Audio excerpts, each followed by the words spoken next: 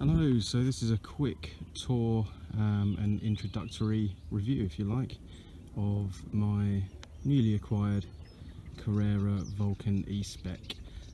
So this is a 22-inch frame, extra large. I'm only 6 foot just, so 20 is probably about my usual frame size, but actually I do like the extra large frame. It gives you a longer wheelbase and therefore it just feels a bit more stable, the bike. Just moving on to general specifications. So starting from the ground up, tyres, pretty bare necessity. There's some kind of Kenda 27.5 by 2.1, probably hard compound general cross-country tyres. They're not bad actually. I've taken them out in wet sloppy mud, conditions a bit drier today, but they cope pretty well, and they're relatively low rolling resistance on the road as well, where a lot of people that buy this kind of bike are going to use it. Looking at the forks, again pretty rudimentary. Good thing is they're 120mm of travel, so that's pretty adequate for cross country, I say public footpaths, I shouldn't say that, bridleways, etc. And you can lock it out on the road, so it has got a basic lockout. These are the XCM30s, so they've got slightly wider stanchions.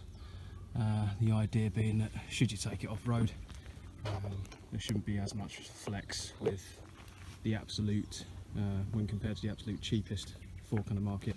As I say, it's pretty rudimentary. It's not going to soak up the small, subtle bumps, but it will soak up some of the bigger stuff. You'll see more videos of this bike in terms of it being a work in progress, and the fork is probably one of the first things that will get upgraded at some stage. Moving on to the drivetrain, so you've got a 38 tooth front crank, and it's just a single. As you can see there, what you've got there is actually a chain guard, a bash guard at the front. Got these standard Well-Go platform pedals. These are aluminium. I think they're actually pretty decent products. I've heard a few people be pretty critical of those, but for a standard cheapo platform pedal, they're pretty decent. Nice and wide, good high spikes, good grip, and that's coming from someone that uses clipless pedals. And then on the back, you've got a fairly, again, rudimentary 9-speed Shimano cassette there. That's 11 to 34, I think. Could be wrong, but I think it's 1134. That gearing is perfectly adequate for most types of riding, particularly when you factor in the fact it's obviously got an engine, motor, sorry, and you've got 5 different assistance settings. That's going to get you up absolutely everything, so you can have plenty of fun with that. In terms of derailleur, again, fairly standard kit, but it's decent, does the job. Shimano Altus. That's I think a long cage derailleur, so you could probably get an 10 or 11 speed cassette on there and that would still work, although you would obviously have to change the front shifter, which is a 9-speed, again, Altus. Perfectly crisp shifting. It's not going to be up there with the likes of XTR, but then you're not paying XTR prices. And moving up the bike to the cockpit, you've got actually pretty decent headset, FSA headset. I've used FSA headsets on my other mountain bikes and they've been really, really good quality, very durable. Some pretty decent, fairly light aluminium bars. I'm not too sure what the width is, but I use excessively wide bars. I just like that stance and that feeling on the bike. That's on my other mountain bikes, and this feels comparable in terms of comfort, so I would imagine these are going on for about 740, 760 bars, but I'll have to double check that. Again, pretty standard. These are not lock-on grips, but they are fairly well secure and quite compliant, pretty soft and plenty of grip.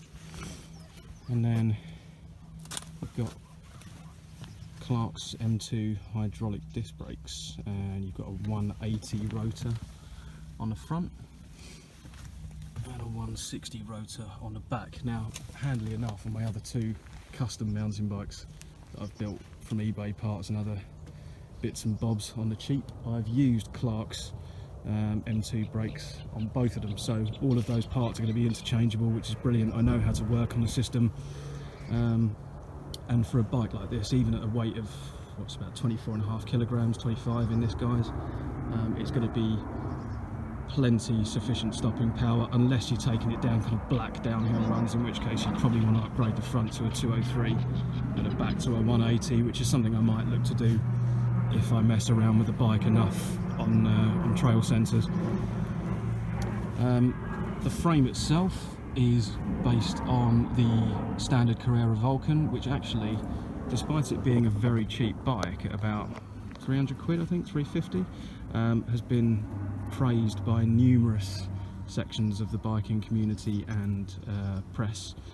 A couple of really favourable write-ups in the last couple of years, saying that it's one of the most compliant, best chassis that you can ride for under £1,000. So that's plenty enough praise for me for the kind of riding I'm going to be doing, and it is super slick looking. I think nice colour scheme. Not to say I won't sticker bomb it. As you can see from my ride guard there, I'm akin to sticker bombing things. So yeah, I really like the way the bike looks, like the way it feels. Very compliant ride, plenty of gearing for what I do, which is pretty much made up cyclocross in bridleways, off-road. Do use trail sensors occasionally as well, but I like going out in all weathers, and this bike has been, in the 2 days that I've used it, I've tried to thrash it as much as I can, and it's been really compliant. Didn't mention the battery. This is it's a Joy Cube, but it's all part of Suntour's package.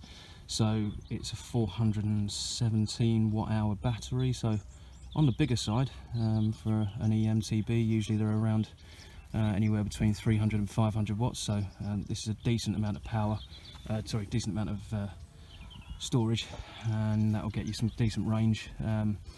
It's mated to a 250 watt hub motor, again Suntour, and then you've got the display at the front here, and this is part of their HESC range, Human Electric Synergy Components range, and actually for a Suntour product, a relatively budget product, it's not a Bosch, you know, it's not the higher end, you're not paying for higher end. It is a really quality display. As you can see here, you can shift through battery level, your mileage, total mileage, current trip meter mileage, battery level there again, and then you've got the 5 modes here, so you can skip through no battery, eco, tour, climb and sport. And then if you look here, that button there is a walk assist mode, so if you want to drag it up a hill, or if you're running out of battery, you can walk whilst pressing that button. And then this button here is a light button, but actually I don't have the integrated light on here. So there you have it. Plenty more videos to come on this over the next few weeks, stay tuned. I'm going to give you a rundown on things like a long-term test, what it's like to live with, what it's like on hardcore trails.